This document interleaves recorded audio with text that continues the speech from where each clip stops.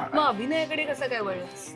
आता कथ्थक म्हटलं की अभिनय आलाच. म्हणजे कथ्थक हे ह्याच्यात नृत्यांग पण आहे आणि नृत्यांग पण आहे, म्हणजे अभिनय सुद्धा आहे. सुदैवाने मला दोन तीन अशी काही नाटकांच्या ऑफर झाल्या. जेव्हा मी ऍक्टिंगचा स्ट्रगल सुरू केला होता, ऑडिशन देत होतो, तेव्हा मला चेतना वैद्यांचं सांगलीच्या बेस्ट आहेत त्यांचं नाटक पहिल्यांदा विचारलं गेलं. आणि मग त्यानंतर मला रत्नाकर मतकरींची 2 नाटकं पण करायला मिळाली. एक म्हणजे इंदिरा, दुसरं म्हणजे आरण्यक, आणि अजून एक नाटक म्हणजे संपदा कुलकर्णी दिग्दर्शित मनीषा कोरडे लिखित स्वप्नपंख, ज्याच्यात मी एका साल्सा शिकणाऱ्या सायकियाट्रिस्टचं काम केलं. तर त्यात मला साल्सा पण नाचता आलं आणि नाटकही होतं, ते प्रॉपर राजन भिसे होते, स्वरांगी मराठी होती.